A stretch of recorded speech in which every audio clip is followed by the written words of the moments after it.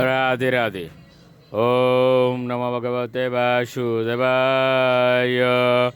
ওম নমো ভগবতে বাসুদেবায়। ওম নমো ভগবতে বাসুদেবায়। শ্রীমদ্ ভাগবত তৃতীয় স্কন্দ স্থানম সৃষ্টি স্থিতি অষ্টাবিংশতি অধ্যায় ভগবত ভক্তি সম্পাদন সম্বন্ধে কপিল দেবের উপদেশ। শ্লোক 41। ভূতেন্দ্রিয়ান্ত করোনাৎ প্রদানাৎ জীব সংগীতাৎ আত্মা তথা পৃথক দ্রষ্টা ভগবান ব্রহ্ম সংগীত। অনুবাদ: পরমেশ্বর ভগবান, যিনি পরম ব্রহ্ম নামে পরিচিত, তিনি হচ্ছেন দ্রষ্টা। তিনি পঞ্চমহাভূত, ইন্দ্রিয় এবং চেতনা সংযুক্ত জীবাত্মা বা ব্যষ্টি জীব থেকে ভিন্ন। শ্লোক 42। সর্বভূতেষু চাত্মানম সর্বভূতানি চাত্মনি ঈক্ষে তারুণ্য ভাবেন ভূতেষিব তদাত্মতাম।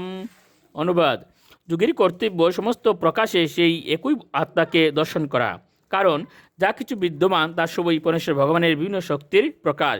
এবে ভক্তের কর্তব্য ভেদভাব রহিত হয়ে সমস্ত জীবেদের দর্শন করা, সেটি হচ্ছে পরমাত্মা উপলব্ধি। শ্লোক 43। স ইউনিষু ইয়তা জ্যোতিরেকম নানা প্রতীয়তে ইউনিনাম গুণ বৈষমাৎ তথা আত্মা প্রকৃত স্থিত। অনুবাদ: অগ্নি যেমন বিভিন্ন প্রকার কাষ্ঠে বিভিন্ন রূপে প্রতিভাত হয়, তেমনই জরা প্রকৃতির গুণের বিভিন্ন পরিস্থিতিতে শুদ্ধ জীবাত্মা বিভিন্ন দেহে প্রকট হয়। শ্লোক 44।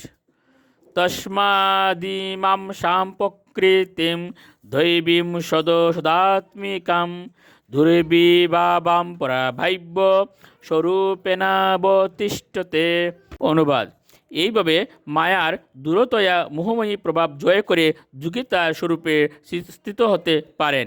এই মায়া জড়সৃষ্টি কার্য এবং কারণরূপে উপস্থিত, তাই তাকে জানা অত্যন্ত কঠিন।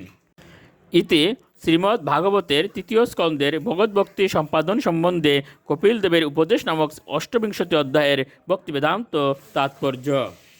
রাধে রাধে।